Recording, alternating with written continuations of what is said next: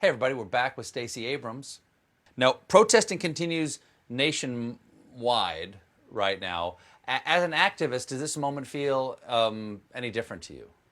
It does. I participated in the demonstrations and protests after the Rodney King verdict in 1992. I was a college freshman. I helped organize marches. I got into a fight with the mayor of Atlanta declaring that his administration wasn't doing enough for poor black kids and poor black young people in the city.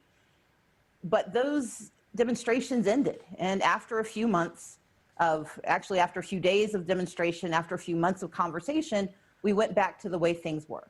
But the fact that we have had more than 13 days of sustained engagement, we see multi-generational, multi-racial, multi-ethnic people standing up and declaring action. And going back to the point of voting, we see elected officials actually declaring and taking steps, concrete steps to make things right. That feels very different. But I think we also have to remember that we have a coward in the White House who has shown us what he intends to do if he stays. And he's been suborned by a group of moral cowards in the US Senate who are allowing him to get away with his behavior. And I think that urgency is also sitting with demonstrators.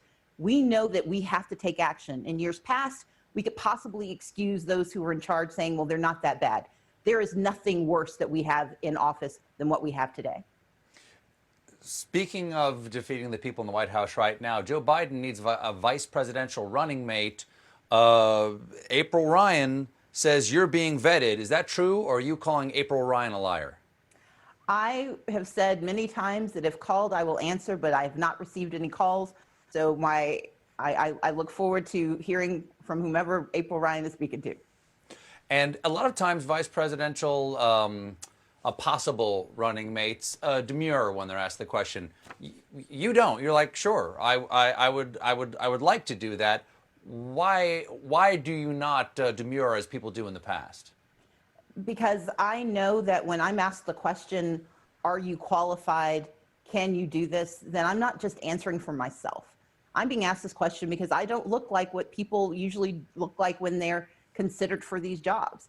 And I've learned over the course of my life, starting out as a young black girl in Mississippi, that if you don't speak up for yourself, then people will take that as permission to underestimate you. But more importantly, it gives them permission to underestimate everyone who looks like you, everyone who reminds them of you. So for every young woman, every young girl, every person of color who has been told not to dream, my responsibility is not only to dream, but to say it aloud and to be prepared to do the job if asked. And so I don't demur because I don't know how. I understand that, and I like that answer a lot. Thank you so much.